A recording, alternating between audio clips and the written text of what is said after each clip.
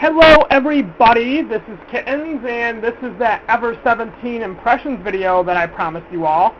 But first, I want to go over what my plans are, like, in terms of commentary on Ever 17. Ever 17, I'm not planning on giving any live commentary until I actually start a root up, just because I feel that the common path is going to be more, setting building and character building than anything else. It's not really going to be, any mysteries or any of that jiznaz. It's basically just going to lay the groundwork, and I feel there's not much I really could say. But that's just me. If you guys really want commentary, I will give commentary. Just leave a comment in this section, or leave a comment in this, on this video, stating what you guys would prefer. What I'll probably end up doing if I don't do commentary is I will probably end up doing impression videos for each day, or maybe like each part of a day, or if there's like some major event that happens during the common path, I might say, hey, I might comment on that. I don't know yet what my current plan is, but I do plan on doing the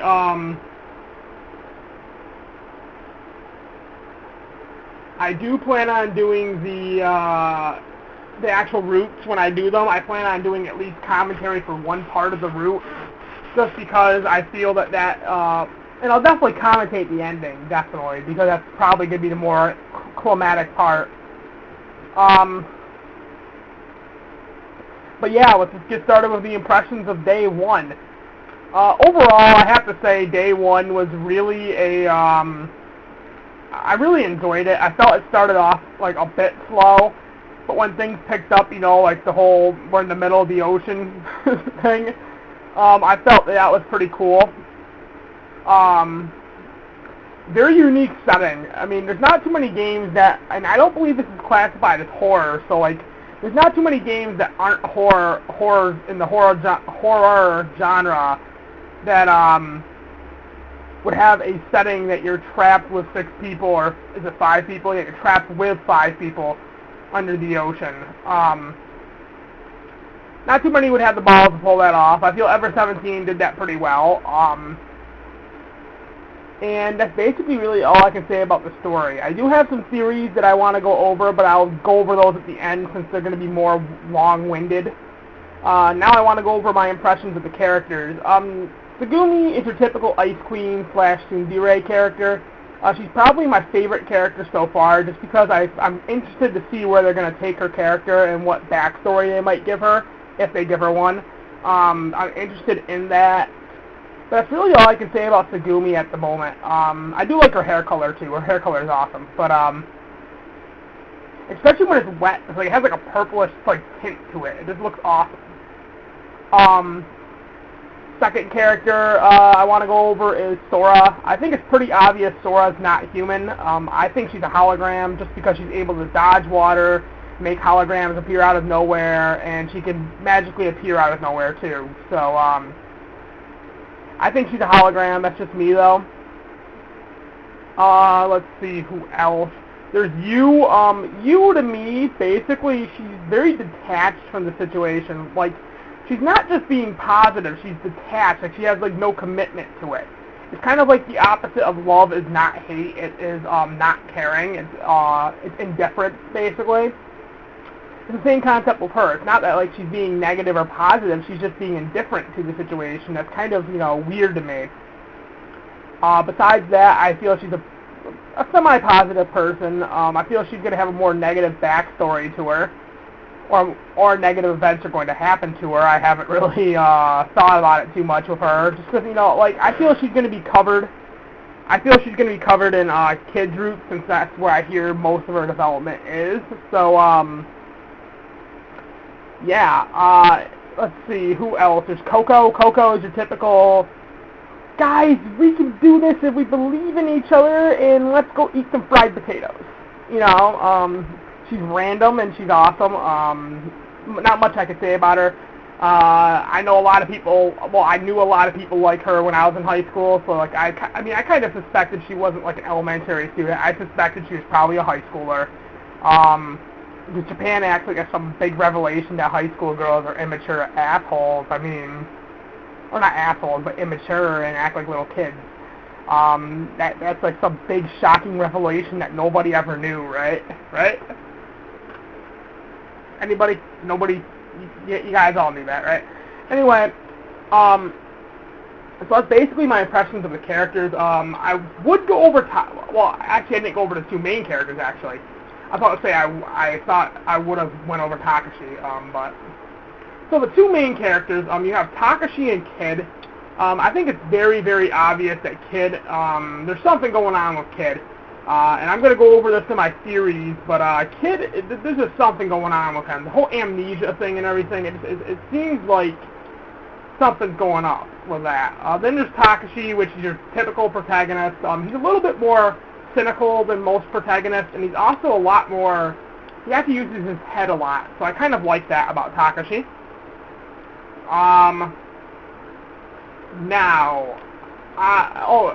Before I go over theories, I want to go over the music in the graphics. The music's very nice. I feel it fits the series a lot, or not the series, the game a lot.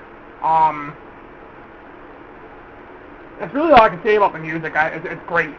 It's good music, and then the graphics are, the graphics. It's a 2002 visual novel. What do you expect? Did I expect some, Call of Duty? No.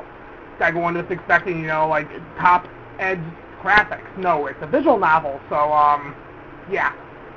Now, I want to go over some theories I'm going to have. First and foremost, the biggest theory I have right now is that all the roots are connected. This will be supported by, it's this Sarah girl, I believe that's her name, Sarah, or something like that, from the beginning of the game. Within the opening credits, it shows her, and it shows the name. I think it was Sarah or Sarah. But this is going to be supported if she does not show up in Takashi's roots. The reason I say this is because of the opening scene where Kid was, I think it was from Kid's perspective, where the screen went black and white and it showed a picture of Coco, and we saw the same scene in the last episode of Day 1, where Coco, and this is from Takashi's perspective when we saw it in Day 1, but in the beginning of the game we saw it from Kid's perspective, and when Coco was underneath the infirmary when she was talking to herself almost, and she claimed she was talking to Pippi or something, and they made a big deal out of this scene. And in the beginning of the game, we saw the same scene from Kid's perspective, but it was black and white. And then it also showed a scene with this Sarah girl looking at his hand, I believe it was.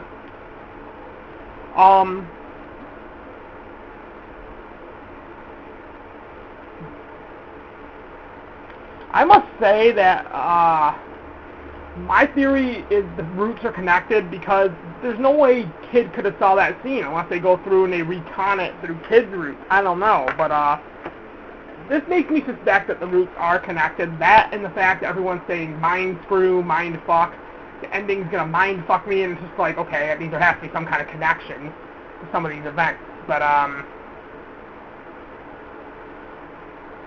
yeah. Now, to continue on my theory, what I personally think is happening is I think there is either something like Higurashi where they're all like, okay, look, spoiler warnings for Higurashi. If you haven't watched Higurashi, I highly suggest, or haven't watched or played Higurashi, I highly suggest skipping the next minute of the video. But I suspect that like Higurashi, that there's going to be a, like they're all trapped in like this weird, like machine type thing, and this is all like virtual, or this is all fake. That's a possibility. End spoilers for Higurashi. Anyways, I think that's a possibility. I also think there's a possibility that there is time travel involved. There's only one scene in the game that actually supports my theory on this, and that is the scene that, I forgot exactly when it was. I think it might have been the last episode where Kid asked Takashi what year it is, and he says it's because it might help him remember his birthday or something like that, and that made no sense to me. No one associates that. Like, you don't associate, oh, it's 2011, my birthday was the year 2000, oh, I'm 11 years old. You just don't associate that. And no, I'm not 11 years old if anyone's asking. I'm actually, in my profile, it clearly states I'm 20. But basically, I think that might be a possibility that Takashi, or not Takashi, that kid is a time traveler. Maybe he came from the past or from the future, and he got knocked out or something and lost his memory. I don't know. I don't even know when the hell he lost his memory. Like, the game wasn't really clear about that, was it? Like, I think they mentioned it was after he threw himself in the pool. Maybe that's what it was. I can't remember what they mentioned about that. I'm gonna probably have to go and rewatch my own videos, but I mean, I can't remember what they mentioned about that. But I can't remember if it was before he fell in the pool he lost his memory, or if it was after he fell in the pool he supposedly lost his memory. But I don't know. I suspect maybe I want to suspect a Higurashi type thing.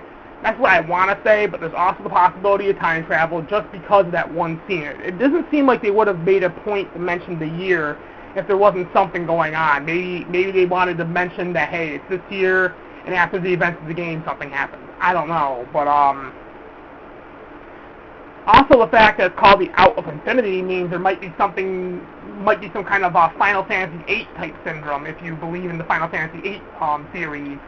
With R equals U, I'm not going to go into any more spoilers on that, but if you played Final Fantasy VIII and R equals U, if you know that theory, that's always a possibility as well.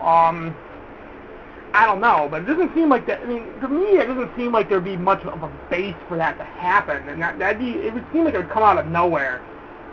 But by the sounds of how people are describing the ending Coco's arc, or whatever the hell it's called, by the sounds of the way people describe that, it seems like there's something epic's going to happen. It's not going to be an asshole, so, I don't know. That's really the only theories I can come up with. A Higurashi type thing, maybe some time travel, maybe a Final Fantasy VIII syndrome, I don't know. But, yeah, that's basically all I can do for impressions.